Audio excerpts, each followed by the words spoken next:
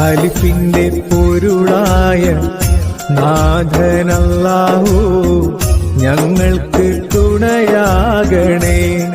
അല്ലാഹു ഞങ്ങളെ കാത്തിടണേ.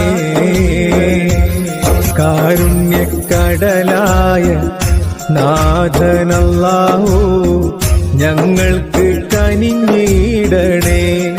നിൻ കാരുണ്യം മഴയായി ചൊരിഞ്ഞിടണേ.